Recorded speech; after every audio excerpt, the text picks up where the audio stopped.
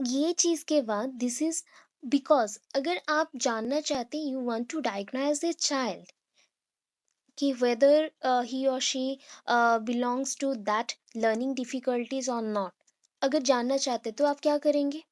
वो जब स्कूल जाना स्टार्ट करेंगे दैट मीन्स वो किंडरगार्टन ही जाए, किंडरगार्टन जाए या फिर छोटा मोटा स्कूल में जाए, पढ़ने के लिए जाए, तभी से आपको पता चल जाएगा कि ये इश्यूज हो रहे हैं।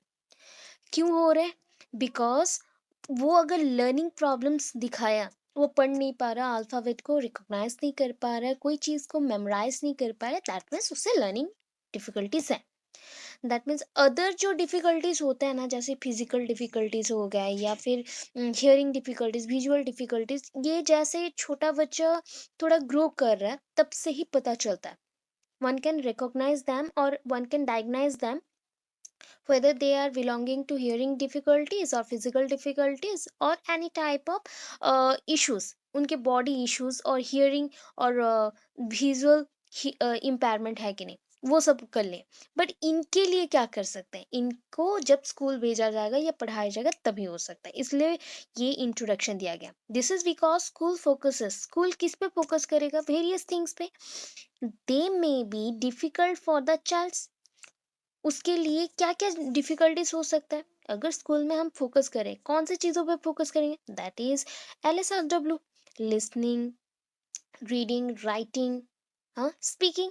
इसके साथ मैथमेटिक्स है, साइंस है, बहुत सारी चीज़ है, रीज़निंग है, क्वेश्चनिंग है, बहुत सारी चीज़ है, बट मेनली एलएसआरडब्ल्यू। सो जब हम एलएसआरडब्ल्यू पे फ़ोकस करते हैं तभी पता चलता है कि बच्चा कैसा है, उसको कौन सी डिफ़िकल्टीज़ हैं।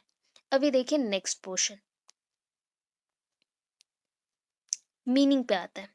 सो द मीनिंग पार्ट क्या है ये देखिए। The meaning, the term learning abilities, learning abilities first use किए थे, मीन्स डिजेबिलिटीज नहीं, एबिलिटीज जो टर्म है वो किसने यूज किया था? Samuel Kirk, KIRK। ये TET बेस्ड है, ठीक है? आप पूरा माइंड में फिक्स्ड करके रखिए या फिर हर दिन जब भी पढ़ रहे हैं ना, तब सुन सुन के लिखना स्टार्ट करिए। सो ये आपके लिए बहुत बेटर होगा, ठीक है? It should be better for your also future and TT exams. अभी बहुत एग्जाम्स और भी आएंगे, सो प्रिपरेशन ऐसे ही करना है। आपको टाइम नहीं हो रहा है, मतलब आप जब सुन रहे हो उसी टाइम पे वो सारे को रिपीटेडली प्रैक्टिस करते रहिए, हो जाएगा, ठीक है? द टर्म लर्निंग एबिलिटीज जो टर्म है ये फर्स्ट ऑफ ऑल किसने यूज किया सैमुअल किर्क ने इन 1962।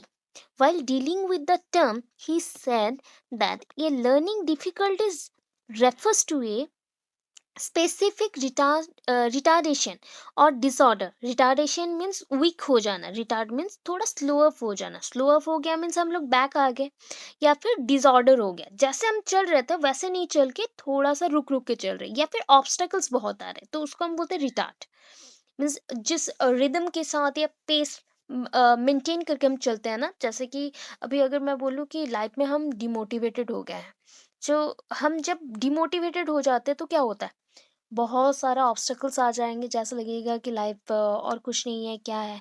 सो ये हो गया वन काइंड ऑफ, जिस स्पीड के साथ चल रहे थे वो थोड़ा स्लो हो गया।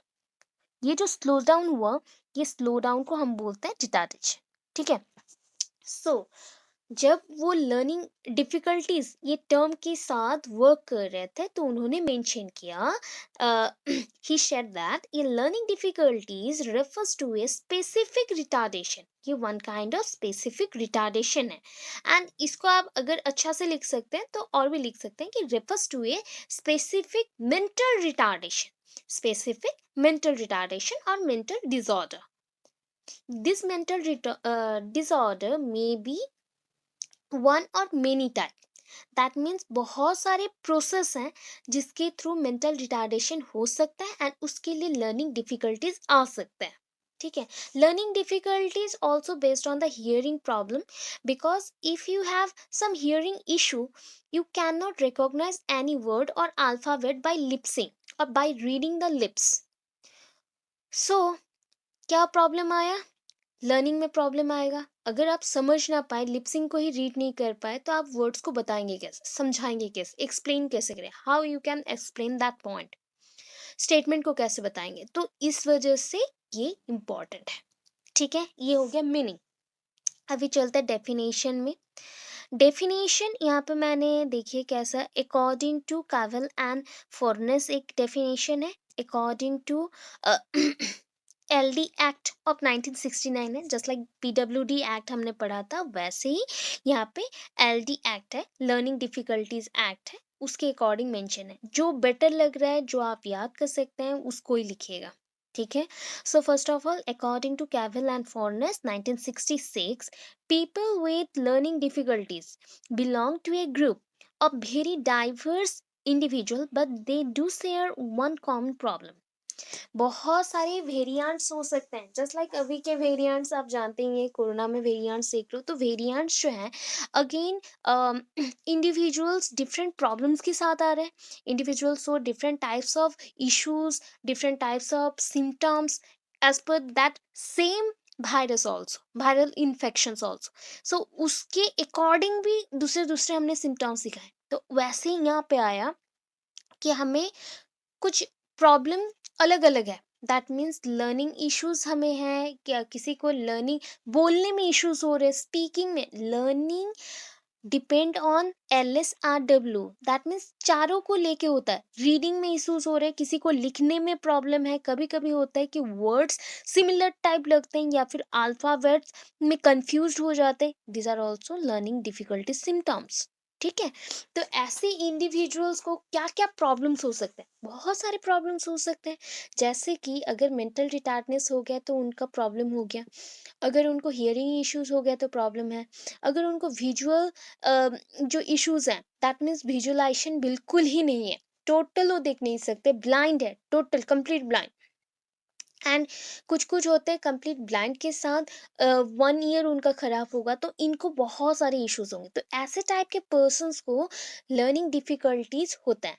बट वो क्या है, डिफरेंट टाइप्स ऑफ प्रॉब्लम्स का एक ही सोल्यूशन जैसे होता है ना, वैसे ही टाइप का यहाँ पे डिफरेंट टाइप्स ऑफ डिजीज हैं या डिफरेंट टाइप्स ऑफ इम्पैक्ट है, जिसके वजह से एक ही कॉमन प्रॉब्लम क्रिएट हुआ, different symptoms but common problem, वैसे ही। ठीक है, national advisory committee, that is NAC, National Advisory Committee US, according to LD Act of 1969, children with special learning difficulties exhibited disorder in one or more of the basic psychological processes involved in understanding और speaking और writing. ये मैंने अभी mention किया था, बच्चे एक issue से गुजर रहे हैं, दैट मीन्स उनको लर्निंग डिफिकल्टीज है। सपोज मुझे बहुत सीवियर लर्निंग डिफिकल्टीज है, तो लर्निंग डिफिकल्टीज जो डिसऑर्डर है, इसका बेसिक जो सिम्टम्स आएगा वो डिफर कर सकता है कि नहीं, ऑब्वियस करेगा। वन और मोर सिम्टम्स हम शो कर सकते हैं, जैसे कि लर्निंग डिफिकल्टीज हो तो पढ़ने में इश्यूज होना चाहिए था ना, स्पीकिंग में प्रॉब्लम हो सकता है, राइटिंग में प्रॉब्लम हो सकता है, अंडरस्टैंडिंग में भी इश्यूज हो सकता है।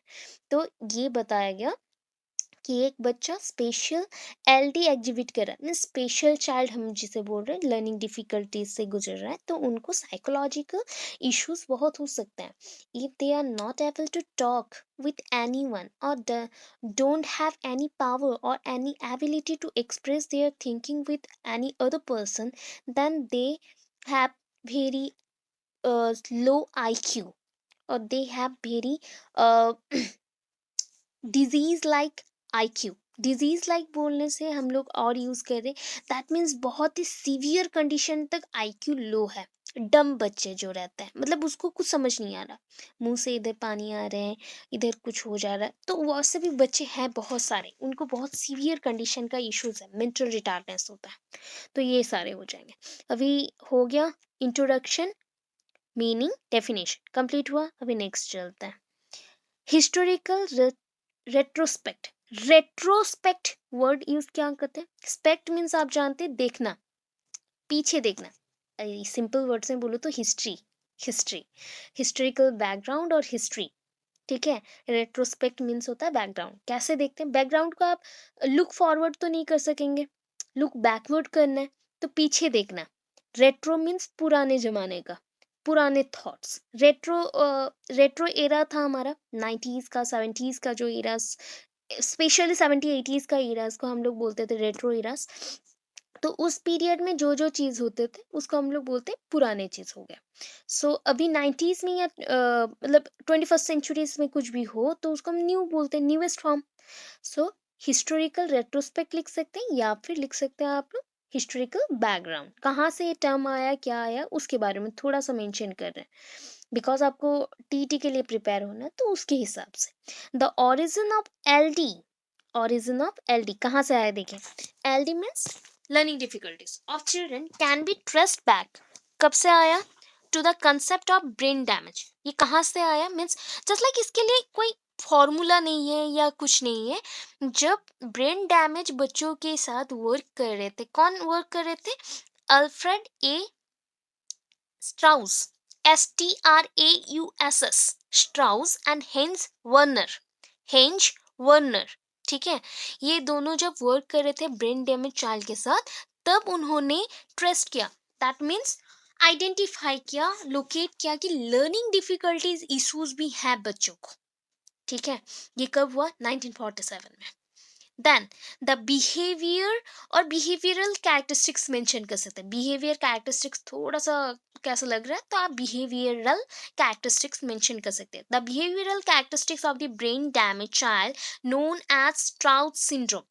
So, as per the name of the Alfred A. Strauss, because Alfred A. Strauss first of all discovered that term learning difficulties from the brain damaged child, so that as per the name of that person, Strauss syndrome mentioned here. Okay, learning difficulties is mentioned as a Strauss syndrome.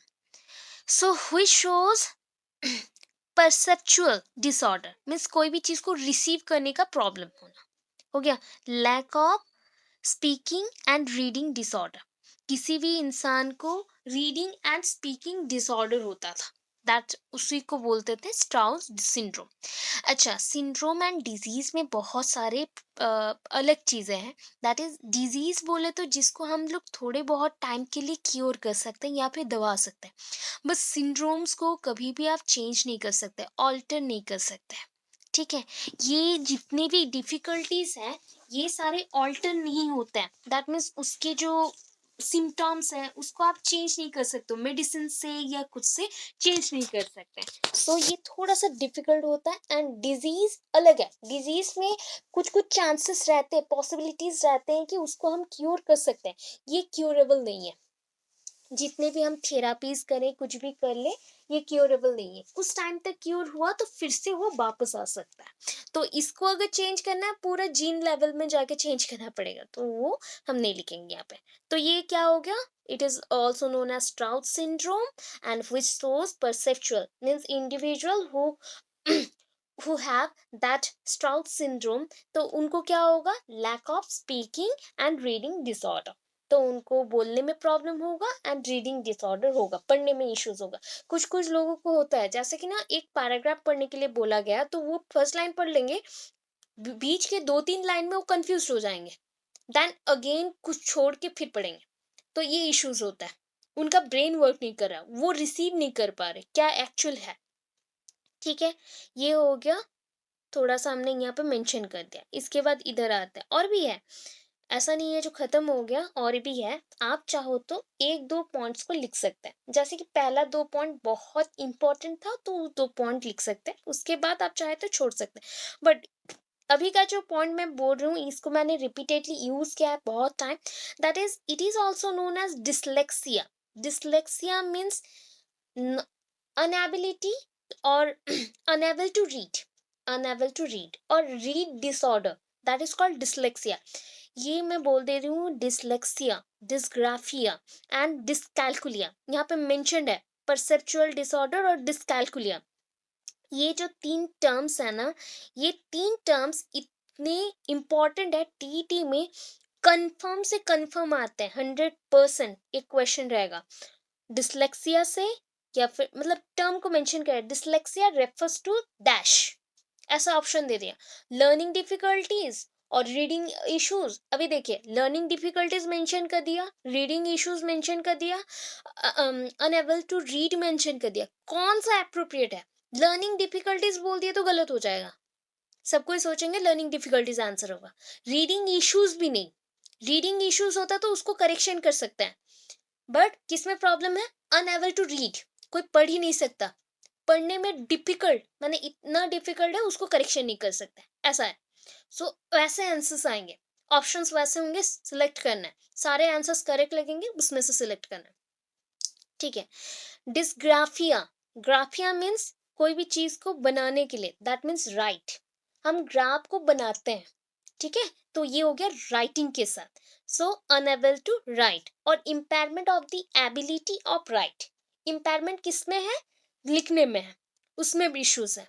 And lastly calculia means this calculia, अगर calculia word रहा that means maths करना, maths को solve करना, problem solving. अगर dyscalculia है, dis means होता है non function, जो नॉन फंक्शनल है उसकी जगह पे हम लोग डिस यूज करते हैं, DYS, ठीक है। Dyscalculia that means unable to solve any maths or unable to do maths, हो गया। कैलकुलेशन नहीं कर सकता, unable to do calculation, calculation नहीं कर सकता, जो हिंदी बच्चे हैं वो भी समझ जाएंगे, इतने इजी वर्ड्स हैं, ये ऐसे ही आते हैं, इसके लिए कोई अधिगम, संदर्भ, ये वर्ड्स नहीं चाहिए। आप डिस्ग्राफिया, कैलकुलिया ये वर्ड्स पढ़ सकते हैं बिकॉज ब्रैकेट में इंग्लिश में ही आएगा, ठीक है। डिसकैलकुलिया, डिसलेक्सिया, डिस्ग्राफिया, ये सबसे इंपॉर्टेंट पॉइंट है, बाकी के हिस्ट्री याद रखे ना रखे, इसको याद रखे, एक स्ट्राउस सिंड्रोम एंड ये पॉइंट। नेक्स्ट है, in 1940, the term brain damaged children were substituted by the learning disability. Substantially बोल दी, substituted by learning disability. That means brain damage जो word है ना, पहले जो यूज होता था उसको हटा के 1940s में यूज किया गया कौन सा वर्ड? लर्निंग डिसेबिलिटी और learning difficulty. In 1968 to 69, national advisory committee on handicapped children, that is called NACHC, NACHC, as well as Council for Exceptional Children, CEC, ये सारे ऑर्गेनाइजेशंस हैं जो कंबाइंडली वर्क कर रहे थे, किसके लिए? लीगल प्रोविजंस बनाने के लिए फॉर ये children, learning difficulties children, LDC, ठीक है। शॉर्टकट सब लिखा गया है, ये पेज नंबर आपका देख लीजिएगा 91 to 230 में, ये थोड़े पोर्शंस में है, उसको अब मैंने शॉर्ट करके यहाँ पे मेंशन किया है, उसको नहीं लिखे तो चलेगा, अगर चाहिए रेफरेंस के तौर पे तो आप चेक कर सकते हो वहाँ पे, ठीक है। अभी नेक्स्ट है, the above provision in is exhaustive and emphasize three important points, जो above हमने मेंशन किया इतने कंसेप्ट्स को, वो तीन चीजों को बताता है। कौन से तीन चीज? देखिए यहाँ पे मेंशन किया गया, the principle of disparity, basic disorder of learning process, execution of certain groups form, LD। So the principle of disparity, पहला तो पैरिटी मीन्स होता है, हम लोग यहाँ पे जैसे पार्टी होता है ना, एक एक ग्रुप, यहाँ पे ग्रुप नहीं होगा, ग्रुपिज्म नहीं होगा, कौन से बेसिस पे? उसके कैपेसिटी के बेसिस पे, बच्चों का कैपेसिटी के बेसिस पे। अगर सपोज आप लोग स्कूल में ग्रुप्स बनाते हैं, या फिर हम लोग बनाते हैं ना A section, B section, C section, D section, क्यों बनाते हैं? According to their IQ level और according to their performance in exams, उसके बेसिस पे ही होता है। तो LD children, that means learning difficulty children, don't know the difference between the capacity of doing and what he or she actually does, उनको ये difference नहीं पता है। सो नॉर्मल बच्चों से उनको सेपरेट किया जाता है, पहले हम उन्हें सेपरेट करेंगे कि उनको ये नहीं पता या डिफरेंस नहीं पता कि क्या करना चाहिए एंड वो क्या कर दे रहे हैं, बिकॉज वो सोच समझ नहीं पाता है। अभी आया basic disorder of learning process, क्या क्या प्रॉब्लम्स आएंगे? पहले तो इस लर्निंग इश्यूज हैं, तो लर्निंग इश्यूज में क्या क्या आ सकता है? That is auditory, visual, tactile, motoric and vocal. Vocal means आवाज निकालना, तो इन बच्चों को थोड़ा सा इश्यूज होते हैं कोई भी वर्ड्स को प्रोनाउंस करना या फिर साउंड निकालना, कोई भी चीज़ को अगर बुलाना हो किसी को, वो बुला नहीं पाते, इश्यूज़ हैं। मोटोरिक, दैट मीन्स समटाइम्स ना इन्हें मूव करके जाना है, कहीं पे चल के जाना है, दौड़ के नहीं, या फिर कहीं पे बैठना है, वो अपने ही धुन पे रहते हैं। कभी हिलते रहेंगे, नाचते रहेंगे, ये सारे इश्यूज़ हैं उनके। टेक्टाइल, टच में इश्यूज़, मीन्स किसको छूना चाहिए, किसको नहीं, कौन से ऑब्जेक्ट को टच करे तो क्या प्रॉब्लम होगा, उनको कुछ नहीं पता। विजुअल, देखने में कभी-कभी इश्यूज़ होते हैं, मीन्स वो देखे भी तो वो समझ नहीं पाते हैं। ऑडिटरी, सुनने में इश्यूज़ है, means all total issues learning difficulties वालों को ही होता है, ठीक है? Execution of certain groups from LD, if the child or if the children perform poorly in school because their mental retardness not included in LD group. अगर ऐसा है ना कि हम लोग क्या करते हैं कि एक बच्चा अगर अच्छा परफॉर्म नहीं कर रहा स्कूल में, बहुत ही आईक्यू लेवल पुअर है या लो है, तो वो बहुत ही डिस्टर्ब भी रहता है, डीमोटिवेटेड है। क्यों ऐसा हुआ? क्योंकि हमने उनको लर्निंग डिफिकल्टीज के ग्रुप में डाला ही नहीं। उन बच्चों को हमने नॉर्मल सोचा एंड उनको हमने ऐसे ही पढ़ने दिया। ऐसा होता है कि जस्ट लाइक पोलियो आप वायरस है ना, वन काइंड ऑफ वायरस हमने पढ़ा था, ये क्या होता है, फिजिकल हैंडीकैप की वजह से एक कॉज है, इंपॉर्टेंट कॉज है। सो पोलियो वायरस इफेक्ट करता है ऑलमोस्ट कोई भी टाइम पे हो सकता है। दैट मीन्स आप यंग है, चाइल्ड है या फिर एडल्ट है, ये देखता नहीं है। बचपन में आप बहुत अच्छे दौड़ते थे, रन करते थे, चलते थे, बट सर्टेन पॉइंट में क्या हो गया, आप गिर गए एंड आपका चलना प्रॉब्लम स्टार्ट हो गया, उसके बाद हो गया। तो ये चीज़ है कि एक फिक्स टाइम में आएगा या बचपन से ही होगा, ऐसा कोई इश्यूज़ नहीं है। अभी आप अच्छे पढ़ते हो, बट फ्यूचर में हो सकता है या फिर कोई एक इश्यू ऐसा स्ट्राइक कर जाए माइंड पे, तो आपको लर्निंग डिफिकल्टीज हो सकता है, आपके नर्व फंक्शन लेस हो जाए बाय चांस कोई शॉक से। एक इंटरनल शॉक भी आता है, आप अगर कोई चीज़ को बहुत डीपली थिंक करते हैं, इंटरनल शॉक भी होता है एंड उसकी वजह से प्रॉब्लम हो सकते हैं। अगर ऐसे बच्चे आए तो उनको कैसे हैंडल करेंगे? ऐसे बच्चों को पहले तो लर्निंग डिफिकल्टीज ग्रुप में डालना है, उसके बाद उनको स्पेशल ट्रीटमेंट देने हैं, ठीक है? ये हो गए 3 पॉइंट्स। इसके बाद नेक्स्ट चलते हैं, इनके कैरेक्टरिस्टिक्स क्या होंगे? एनी 10 पॉइंट्स लिखिएगा, मैंने छोटे-छोटे बहुत सारे पॉइंट्स लिख दिए, आप एनी 10 पॉइंट्स मेंशन करिएगा। Number 1, they show poor coordination of the motor abilities. अभी ऑलरेडी मैंने ये बोल दिया था, जिनको प्रॉब्लम है उनको चलने फिरने में भी प्रॉब्लम है, ठीक है? सिम्स डल, बहुत ही डल रहते हैं, स्लो रहते हैं, एक्टिवली रिस्पॉन्ड नहीं करते हैं, कोई भी चीज़ पे एक्टिव नहीं रहेंगे, ऐसे होता है। Number 3, while reading Mrs out lines और रीड दैम ट्वाइस। कभी-कभी लाइन छूट जाती है पढ़ते वक़्त, या फिर कोई भी लाइन्स को डबल ट्रिपल टाइम्स पढ़ लेता है। ऐसे इश्यूज होते हैं। बीच बीच में कभी कभी हमें भी होता है, बट हम लोग लर्निंग डिफिकल्टीज में बिलोंग नहीं करते हैं, बिकॉज हम सडनली उसको अगेन पिक कर लेते हैं, हाँ मैंने यहाँ पे गलत पढ़ा, ठीक है, I am wrong in that line, so again I will continue. सो मैं अगेन कंटिन्यू करती हूँ, तो वहां पे हमारा माइंड फ्रिक्वेंटली चल रहा है, बिकॉज लर्निंग डिफिकल्टीज क्या है, लॉन्ग टाइम के लिए इश्यूज आ रहा है, और हमारा क्या है, फ्रिक्वेंटली आप एब्सेंट माइंड हो या फिर आपके नर्व्स कुछ सेकंड्स के लिए काम करना बंद कर दिए, तो इस वजह से ये हो गया, मिस आउट हो गया, कोई लाइन छूट गया, ठीक है, वो हम करेक्ट कर सकते हैं। Fourth point, can not correctly recall oral instructions when asked to repeat them. So अगर कोई टीचर्स उनको बोले कि इसको रिपीट करो, तो वो पकड़ नहीं पाएंगे, क्या बोले मैम, समझ नहीं आया, कुछ नहीं बोलेंगे, साइलेंट रहेंगे, रिपीट ही नहीं करेंगे। तो ऐसे इश्यूज जिनको भी है, वो सारे भी इसी ग्रुप में आएंगे। Number 5, finds difficulty in synthesising a word after its component letter. ठीक है, एक आपको पूरे लेटर्स उनको सिखा दिए, ठीक है, आपने अल्फ़ाबेट सिखा दिया। मुझे जैसे मैं लर्निंग डिफ़िकल्टीज़ की एक चाइल्ड हूँ एंड मुझे इश्यूज़ है कि मैं अल्फ़ाबेट्स जानती हूँ बट वर्ड्स को बना नहीं पाती, या फिर वर्ड्स जेनरेट नहीं कर पाती। जस्ट लाइक छोटे-छोटे वर्ड्स हो जाते हैं, बड़े वर्ड्स को लर्न नहीं किया जाता, या फिर बड़े वर्ड्स को हम अरेंज नहीं कर पाते, फिल इन द ब्लैंक्स नहीं कर पाते, ये डिफ़िकल्ट थिंग्स हैं। So finds difficulty in synthesizing a word after its component later. Then अगर इश्यूज हो, कैसे इश्यूज और भी आता है, कभी कभी ये बच्चे 6 को 9 पढ़ते हैं, 9 को 6 पढ़ते हैं, 3 को 8 जैसा दिखता है तो 8 पढ़ लेंगे, ऐसे। तो misreads number. Number 7, writes letter in the wrong order. कोई भी लेटर्स को रॉन्ग ऑर्डर्स में यूज करेंगे।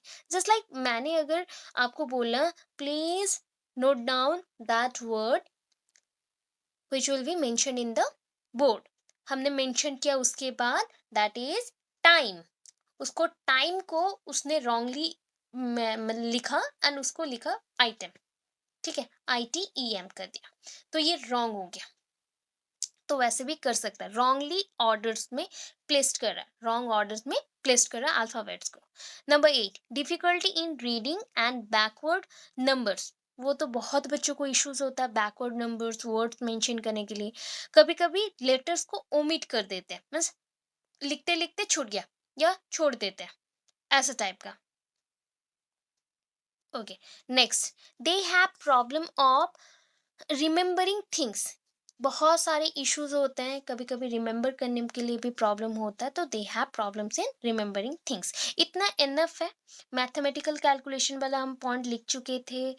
Slow sorry, they show high rate of purposeless activity, मतलब high rate of high rate of purposeless, जो जरूरत नहीं है वैसा काम करते रहेंगे, कहीं पे मिट्टी खेल रहे हैं तो खेल रहे, उनको टाइम का पता नहीं है, ऐसा टाइम हो जाता है, ऐसा चीजें हो जाती है उनके साथ। दे सो लेक ऑफ जजमेंट, वो जजमेंट नहीं ले सकते, डिसीजन नहीं ले सकते, सोशल सिचुएशंस कोई भी आ गया उसको सॉल्व नहीं कर सकते, ऐसे इश्यूज होते हैं। तो एनी 10 पॉइंट्स आप मेंशन कर लीजिएगा, हो जाएगा, ज़्यादा कुछ नहीं है। मैंने यहाँ पे 17 पॉइंट्स लिखे हैं। तो इनको लिंग्विस्टिक इश्यूज भी हैं, दैट मीन्स टॉकिंग प्रॉब्लम्स और लैंग्वेज को एक्वायर करना या फिर लैंग्वेज के थ्रू बातें करना, जो सपोज हम न्यू लैंग्वेज इतना फटाफट सीखते हैं तो ये नहीं कर पाएंगे, ठीक है। अभी देखिए नेक्स्ट, टाइप्स ऑफ LD। इतना समझ आया? यस और नो फटाफट बोलिए, यस और नो।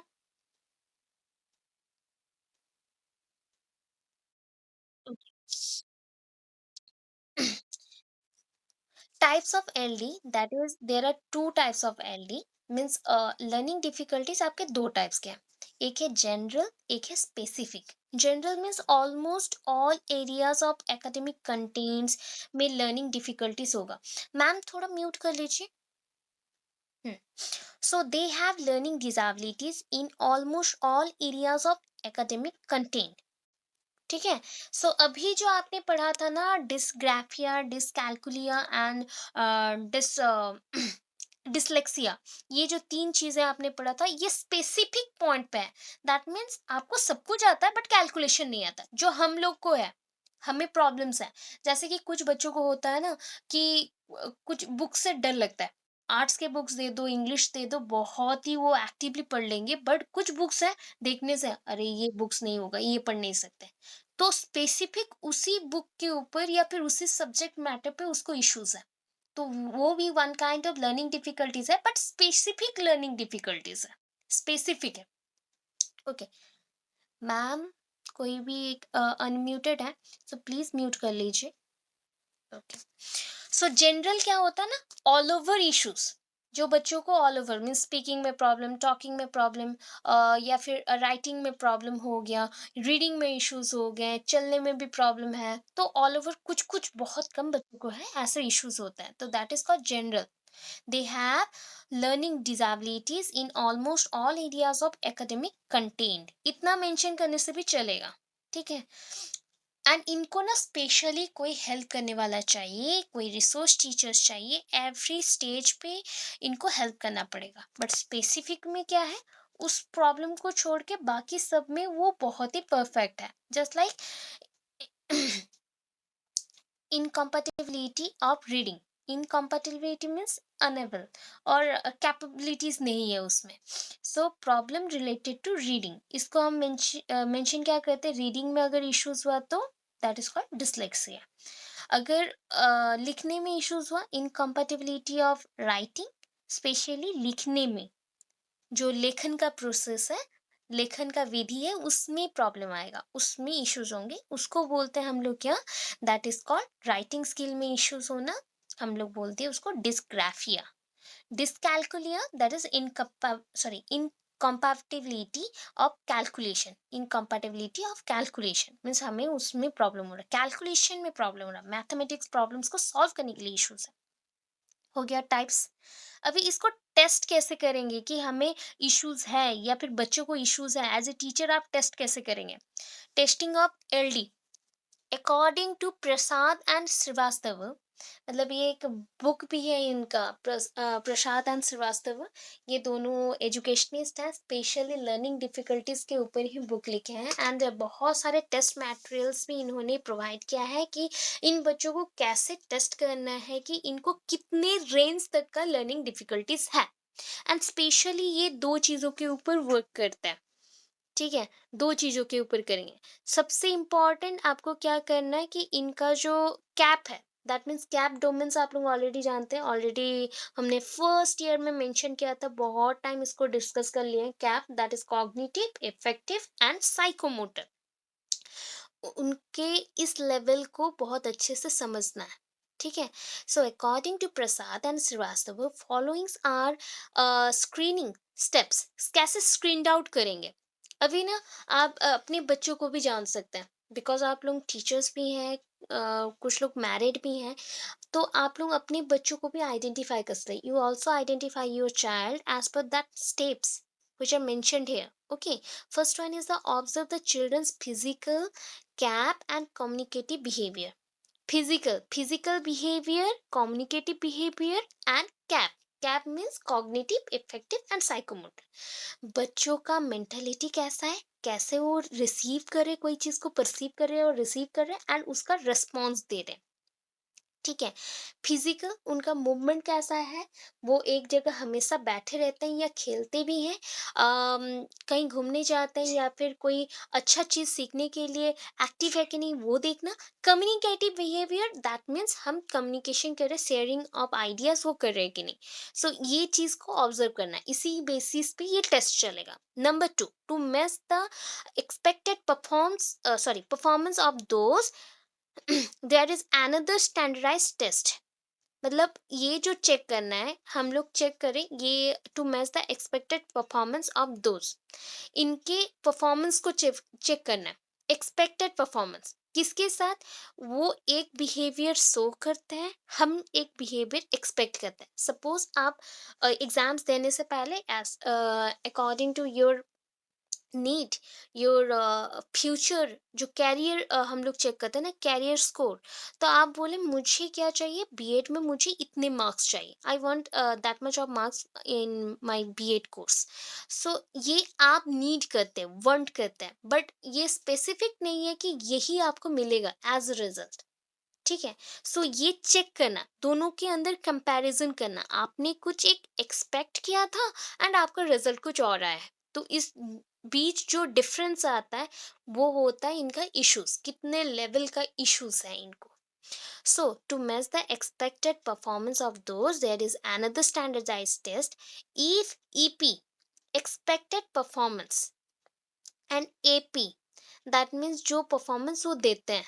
ठीक है, एपी मीन्स दैट टाइप, अभी का जो उनका बिहेवियर है, नॉर्मल इफेक्टिव परफॉर्मेंस जो, और एक्शन परफॉर्मेंस बोल सकते हैं, एक्टिविटी परफॉर्मेंस बोल सकते हैं, एक्शन परफॉर्मेंस बोल सकते हैं, जहाँ पे वो एक्टिवली होकर वर्क करेंगे या फिर जैसे भी उनके हिसाब से जो एक्टिविटीज वो परफॉर्म करेंगे।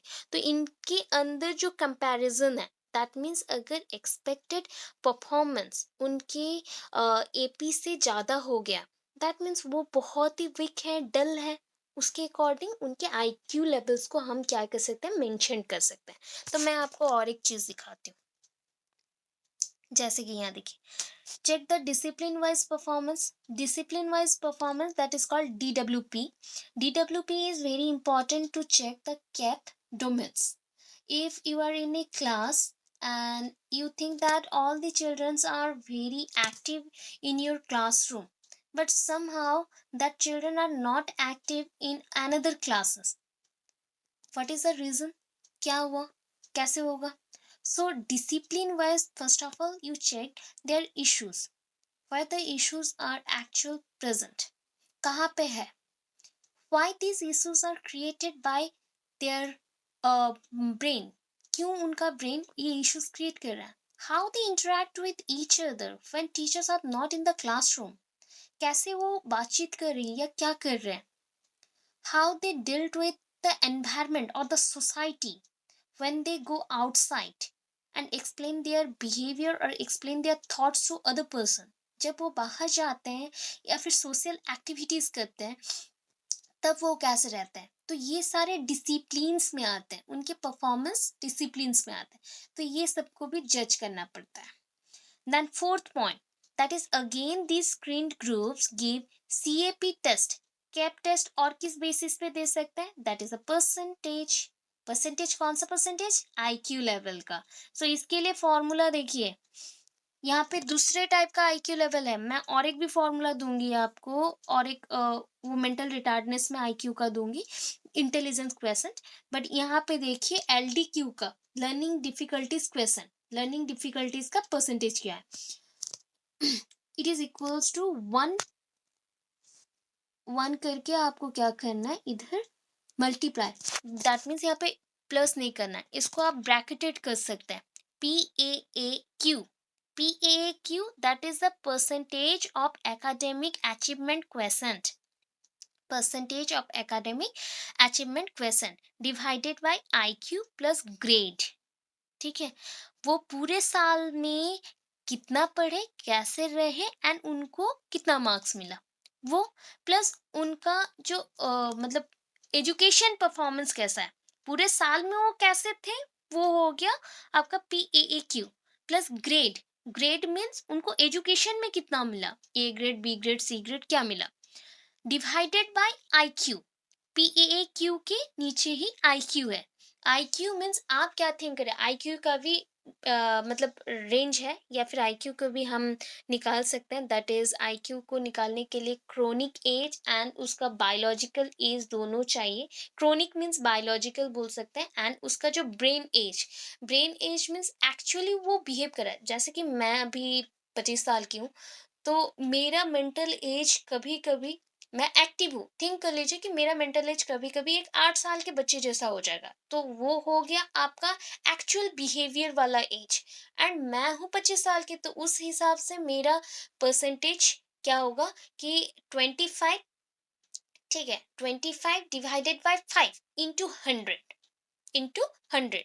सो हमें मिलेगा एक पर्टिकुलर एक ये मिलेगा, अमाउंट मिलेगा, उसको परसेंटेज में आप निकाल सकते हो एंड उसको रेंज दिखा सकते हो. मैं यहाँ पे स्पेशली एक एग्जांपल दे रही हूँ, अदरवाइज वहाँ पे निकालने के लिए और भी फॉर्मूला है, मैं बता दूंगी आप लोगों को. सो इसके बाद यहाँ तक रख दीजिएगा, और नहीं चाहिए ये लाइन आप लोग स्किप कर सकते हैं, क्योंकि यहाँ पे और भी टेस्ट के बारे में है कि डायरेक्ट डेली टेस्ट हो सकता है, measuring devices, criterion reference test, उनके एक क्राइटेरिया के बेसिस पे टेस्ट करना. सपोज हम अगर अभी टेस्ट करते हैं, तो आप लोग जैसे 20 बच्चों को हमने ले लिया, तो आपको स्पेशली एक ही कैरेक्टर के बेसिस पे आपको टेस्ट करेंगे, तो वो बच्चों को वैसे ही हम लोग एक कैरेक्टर के बेसिस पे टेस्ट करेंगे एंड स्कोर देंगे. Environment sorry, informal reading inventories, that means reading जो प्रोसेस है उनका तो बहुत कम रहता है, तो उसको कैसे ग्रो करें.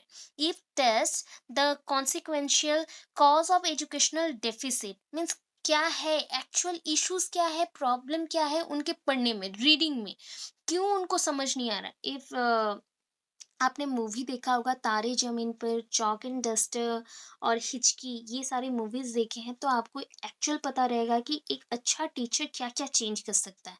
अगर लर्निंग डिफ़िकल्टीज़ कुछ-कुछ अमाउंट में है ना, बहुत कम अमाउंट में है, तो आप बदल सकते हैं बच्चों को, ठीक है? तो उसके लिए जो टेस्ट होता है that is called the informal reading inventories. Process test, process test और एबिलिटी टेस्ट, एक एबिलिटी चेक करने का है, वो कितना तक कर सकते हैं. सपोज आप एक चीज पे वीक है, you are sorry, you are weak in mathematics but you are very good in science और English, so you are gained mastery in English but not in mathematics, ये चेक करना. कहाँ पे आप ज़्यादा अच्छे हैं, कहाँ पे आप कम अच्छे हैं, वो चेक करना, that is called a process test. Norm reference test, norm means fixed कोई नॉर्म्स रहेंगे या रेगुलेशंस रहेंगे, उसके बेसिस पे ही स्टैंडर्डाइज्ड वे में टेस्ट करना।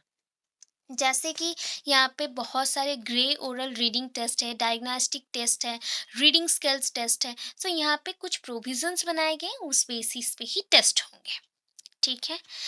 अभी इनफॉर्मल जितने भी वेज थे या फिर इनफॉर्मल फॉर्मल जितने भी टेस्ट के मटेरियल्स थे हमने पढ़ लिया। उसके बाद ट्रीटमेंट्स आता है, तो इन लोगों को कैसे ट्रीट किया जाए। तो behavioural guidance method by Stephen. किसने दिया ये मेथड को? स्टीफन ने दिया, बिहेवियरल गाइडेंस मेथड।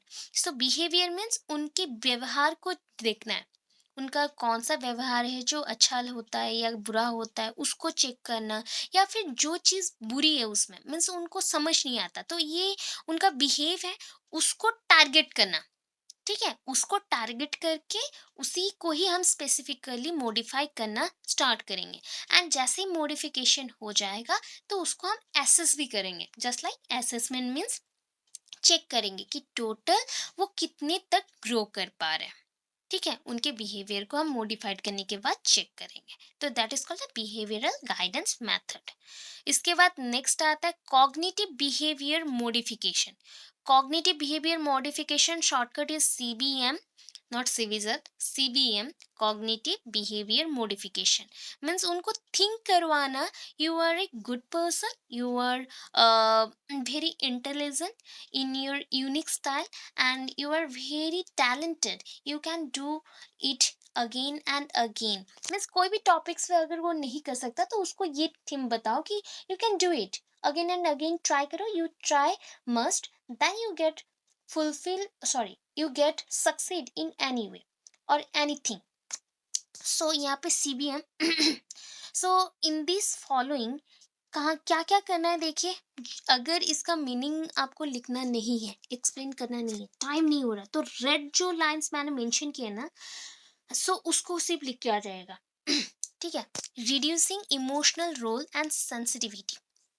अगर इन बच्चों में ना सेंसिटिविटी बहुत रहता है, जैसे कि ये बहुत ही वीक बच्चे हैं, तो इनको अगर बोल दो कि तुम ऐसे हो, तुम कुछ नहीं कर पाते, तो वो डिमोटिवेटेड हो जाता है। ऐसे ही वो बहुत ही लैक मोटिवेशन होता है उनमें। एंड उसके ऊपर अगर डिमोटिवेटेड और ज़्यादा हो जाए तो वो घर पे ही रह जाएंगे। वो बहुत ही ज़्यादा सेंसिटिव है, वो मैटेरियली बहुत सेंसिटिव होता है कि उनके साथ बात करना, उनको समझाना। तो वो चीज़ इमोशनल जो रोल है ना उनको, उसको डिक्रीज कराना पड़ेगा। किसके थ्रू होगा? It is possible through only education. जो एजुकेशन में अचीवमेंट होगा उसके थ्रू ही उनको समझा पाएंगे। Emphasising on study style. ये अगर डिफेक्टिव स्टडी मटेरियल्स और डिफेक्टिव स्टडी स्टाइल्स भी हो ना, बच्चों को समझ नहीं आता। एंड बच्चों को हम डांटते हैं कि your IQ level is very low, you are not good in your performance.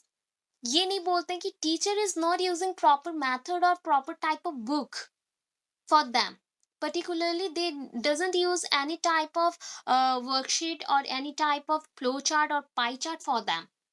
तो ऐसे अगर होगा तो उन छोटे बच्चों को हम कैसे समझाएंगे? जैसे कि आजकल के गवर्नमेंट स्कूल्स में होता है। मैंने खुद गवर्नमेंट स्कूल में पढ़ी हूँ, बट मैं फिर भी अच्छे ये में पढ़ी हूँ। बट यहाँ पे मेरे घर के पास ही है, मैंने देखा हुआ है schools.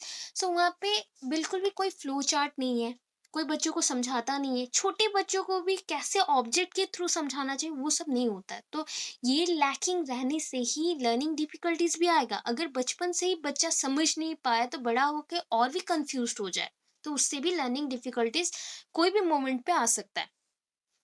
emphasizing on processes rather than product in mathematical operations। हम क्या करेंगे कि कौन से प्रोसेस में वो कर रहा है, उसका प्रोडक्ट क्या आएगा, रिजल्ट क्या आ रहा है, वो नहीं चेक कर रहा है। पहले चेक करो वो कर पा रहा है कि नहीं, उसको स्टेप्स पता है कि नहीं, समझ आ रहा है कि नहीं, सब्सट्रैक्शंस कैसे करने, एडिशंस कैसे करने, डिविजन्स कैसे करने। अगर नहीं पता चल रहा है तो ये उसके लिए प्रॉब्लम क्रिएट करेगा। ठीक है। Emphasising on goal directed behaviour. उनको भी बताना है कि you have also a particular goal, you have also maintain your particular goal, and आप उसको अचीव करना है। आपको उसे अचीव करना है, ये बताना चाहिए। उसके लिए उसको रीइंफोर्स भी करना पड़ेगा। देन देखिए, नेक्स्ट मेथड पे आए, एडेप्टिव टीचिंग मेथड्स। ये तो particular resource teachers and the general teachers दोनों मिलके करेंगे। First of all, improving basic skill, उनके स्किल्स को इम्प्रूव कराना है तो क्या करना पड़ेगा, reading, writing and mathematical operations में वर्क करना है। Reading, that is called dyslexia. Writing, dysgraphia. Mathematical, dyscalculia. ये टर्म्स हिंदी में भी ऐसे ही आएंगे, ठीक है, सेम टर्म्स है, इसका कोई हिंदी नहीं है। सो रीडिंग में क्या यूज करेंगे, first of all analytical approach. Reading के लिए एनालिटिकल अप्रोच यूज होगा, followed by teacher for improvement. इन बच्चों को इम्प्रूव करने के लिए एनालिसिस करना चाहिए। एनालिटिकल अप्रोच के थ्रू हम एनालिसिस करते हैं। सपोज अभी कभी भी आप कोई भी मास में एजुकेशन देना चाहते हैं, मास एजुकेशन हम जो बोलते हैं, बहुत सारे बच्चों को एक साथ एजुकेशन देना, तो दैट टाइम आप एक तरफ कांस्टेंट रह के पढ़ाएंगे तो एनालाइज कर सकेंगे बच्चों को, नहीं। सो आपको क्या करना है, पूरे क्लास में जितने बच्चे हैं सबको फोकस करना है, सबको कुछ ना कुछ पूछना है, छोटा हो बड़ा हो, एक एक बेंच में एक एक पर्सन को पूछे, तब जाके सारे बच्चे अटेंटिव हो जाएंगे, थोड़ा बहुत सुनेंगे। That is called analytical process और approach. Students are provided with the some phonic words, और हम उसे क्या बोलेंगे, सिलेबल्स को अटर करो। दैट मीन्स हमने उसे कुछ सुना दिया या बता दिया, हाँ रिपीट करो, अभी उसको रिपीट करो। रिपीट करने से वो सीख पाएगा। जस्ट लाइक उनको अगर समझ नहीं आता है तो थीमेटिक बेसिस पे हम पढ़ाना चाहिए। जैसे कि आज का मैं अगर पढ़ाऊं छोटे बच्चों को कि आज आप लोग पढ़ोगे कोई फ्लैग के बारे में या फ्लैग रिलेटेड हम स्टोरीज पढ़ेंगे, तो फ्लैग भी लेके आओ, पकड़ के आओ हाथ में, तब उनको समझ आएगा फ्लैग क्या है, फ्लैग कैसा दिखता है, क्यों ऐसा है। तो उनके मन में क्वेश्चंस आएंगे, अदरवाइज क्वेश्चंस ही नहीं आएंगे। तो जैसे कि बर्ड्स के ऊपर, ट्रीज के ऊपर, सीजन के ऊपर कर सकते हैं। To improve reading, question should be asked from the deeper section of the passage. Sometimes we ask some questions as per their knowledge, but क्या करना चाहिए ना, ऑलवेज सेम सेम टाइप के या सिंपल क्वेश्चंस पूछने से उनका इंटरेस्ट नहीं आएगा। कभी कभी डेप्थ से भी क्वेश्चन पूछना चाहिए, कितना समझ रहे हैं। हम लोग क्लासरूम में जब जाते हैं ना, सो प्रीवियस नॉलेज को अज्यूम करने के लिए, दैट मीन्स कितना वो एक्वायर कर चुके हैं पहले नॉलेज, तो उसको चेक करने के लिए हम कुछ अमाउंट में क्वेश्चंस पूछते हैं। सो ये जो क्वेश्चंस होता है ना, बहुत इजी इजी होता है, बट अंदर से भी कभी कभी क्वेश्चंस पूछे, तब जाके पता चलेगा। राइटिंग में क्या करना है, students should be encourage to monitor their own writing work और रिटन वर्क। सपोज मैंने कोई हैंड रिटन और हैंड राइटिंग वर्क दे दिया क्लासरूम में, या फिर घर के लिए होम टास्क दे दिया, तो उनको मोटिवेट किया जाएगा कि तुम करके आओगे, तब तुमको ये रिवार्ड भी मिलेगा, तो वो इम्प्रूव करेगा। Computer and word processing tools हम लोग यूज करेंगे उनके लिए, प्रोग्रामिंग के थ्रू थोड़ा पढ़ाएंगे तो इम्प्रूव करेगा। ऑलवेज ट्रेंड करेंगे कि तुम क्रैमिंग करो। दैट मीन्स मैंने अगर बोर्ड में एक स्लैंटिंग पोजीशन में कुछ लिखा है या स्लैंटिंग ऑर्डर में एक अल्फाबेट को मेंशन किया है, तो वैसे ही तुम देख के कॉपी करो, तो उससे वो क्या करेगा, कर सकता है। अभी देखिए एक वर्ड को कैसे प्रोनाउंस करता है, मैंने यहाँ पे यूज किया रिलैक्टेंट। हम लोग बहुत ही इजीली एग्जाम्पल्स में जो वर्ड मेंशन है वो लिख लिए, बट अभी उसको अगर उन्हें बताना है, वो पढ़ नहीं पा रहे, रिलैक्टेंट पूरा बताइए, ऐसे तोड़ तोड़ के, तब उसका प्रोनाउंसिएशन बहुत ही क्लियर होगा, ठीक है, अदरवाइज रॉन्ग हो जाएगा। अभी आते हैं मैथमेटिकल ऑपरेशन में। तो मैथमेटिकल ऑपरेशंस में अगर इश्यूज हो ना, तो प्रॉम्प्ट करना है, क्यूज देने, क्लूज लाने, कुछ कुछ पॉइंट्स बता देने, तब करना है, सॉल्व कर सकेंगे। They should be taught mathematical sums in steps. जब भी आप बच्चों को पढ़ा रहे हैं, जो बहुत ही आईक्यू लेवल जिनका अच्छा है उनको फटाफट बताइए, वो समझ लेगा। बट इन बच्चों के लिए क्लासरूम में स्पेशली स्टेप्स को फॉलो करके पढ़ाना है। That means A plus B equals to B plus A, हो गया। ऐसे अगर पढ़ाएंगे तब उनको समझ आएगा, क्यों हुआ ये प्लस बी, ऐसा क्यों हुआ, आप एक एक चीज बताते बताते चलेंगे। अभी nextly point one and point two को ऐड करो, ऐसा करो। तो ये जो पॉइंट्स होता है ना, ब्रीफ हम डिस्क्रिप्शन के साथ करें, उनको इजी होता है समझने के लिए, एंड इस वे से वो मल्टीपल अपॉर्चुनिटीज भी गेन करते हैं कि वो समझ सके एंड सक्सेसफुल हो सके। इम्प्रूव कर सकें। इसके बाद आता है next, perceptual motor remedial programme. Motor बोला गया है, रिसीव करने के बाद मूवमेंट करना, वो माइंड के थ्रू मूवमेंट हो, हैंड्स के थ्रू हो, पैरों के थ्रू हो, आईज के थ्रू हो या बोलने के थ्रू हो। रिमीडियल प्रोग्राम उसके लिए होगा कि हमें मूवमेंट वाला जितने भी प्रोग्राम्स है वो बॉडीली इनसाइड हो कि आउटसाइड, उसको इम्प्रूव करना है। जस्ट लाइक उसके लिए क्या कर सकते हैं, यहाँ पे देख सकते हैं एनी टू मैंने मेंशन कर दिया कि एनी टू एग्जांपल्स आप मेंशन करेंगे। ये सारे टेस्ट मटेरियल्स हैं, ये प्रोग्राम्स हैं। जस्ट लाइक द डेलकाटा प्रोग्राम, ठीक है। उसके बाद है द फिज हाई प्रोग्राम, फिज हाई, फिज हाई प्रोग्राम। उसके बाद है द मेराइनी फ्रोस्टार विजुअल परसेप्शन प्रोग्राम। उसके बाद है गैटमन्स विजुओ मोटर प्रोग्राम, ठीक है। सो इसमें जो इजी लग रहा है वो दो लिखे, मेरे हिसाब से आपको 1 और 2 इजी होगा, वो दोनों लिखिएगा। देन उसके बाद आता है अदर एजुकेशनल मेजर्स, जो एजुकेशनल वेज में क्या क्या करना चाहिए। अभी आप जानते हैं कि एजुकेशनल के लिए तो रेमेडियल प्रोग्राम्स हो गए, उसके साथ इन बच्चों के लिए गाइडेंस एंड काउंसलिंग का भी हम ऐड करेंगे। इंक्लूसिव एजुकेशन जहां आपने पढ़ा, that means guidance and counselling भी एक ऐड होगा पॉइंट। उसके साथ स्पेशल एजुकेशनल प्रोग्राम्स है, just like the prescriptive approach. Prescribe किसे करते हैं, जिन्हें कोई इश्यूज होता है उनको प्रिस्क्राइब किया जाता है। और डिस्क्राइब किसे करते हैं, जिन्हें हम एक्सप्लेन करने से भी वो समझ सके, उन्हें डिस्क्राइब किया जाता है। तो प्रिस्क्रिप्टिव एंड डिस्क्रिप्टिव में डिफरेंस है। डिस्क्रिप्टिव जहाँ पे डिस्क्राइब करते हैं टोटली, प्रिस्क्रिप्टिव जहाँ पे as per the problem of the individual, वहाँ पे हम प्रिस्क्राइब करते हैं कि तुम्हें इस प्रोग्राम के थ्रू पढ़ना है या फिर तुम्हें ये करना है।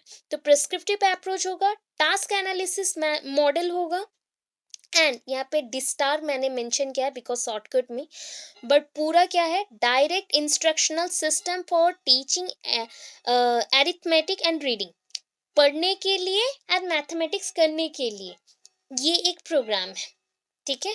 3 प्रोग्राम्स में से एनी 2 प्रोग्राम्स लिखे चलेगा। स्कूल सर्विसेज क्या होना चाहिए इनके लिए, effective school services with guidance and counselling, curriculum based work होना चाहिए, प्रॉपर इंफ्रास्ट्रक्चर रहे, प्रोविजन बेस्ड एजुकेशन हो, resource room model with resource teachers होगा, वोकेशनल ट्रेनिंग प्रोवाइड करेंगे, teaching for disabled and integrated inclusive education होगा। That means integrated schools में इनको डालेंगे। सो आई होप इतना आपको समझ आया हो। मेंटल रिटार्डनेस वैसे ही है, वन टाइम आप ट्राई करें पढ़ने के लिए, बिकॉज सेम टाइप का चीज़ है जनरल। मैं थोड़ा सा बता भी दूंगी। अ, आज इतना रखती हूँ, फिर नेक्स्ट क्लास में इसको बता दूंगी। एंड जो इस यूनिट में और छोटे क्वेश्चंस थे एसएस से एंड एनपीई का, वो भी कंप्लीट कर देंगे नेक्स्ट क्लास, दोनों को कंप्लीट कर देंगे, 1 यूनिट कंप्लीट हो जाएगा। देन सेकंड यूनिट पे चलेंगे, ठीक है। इतना समझ आया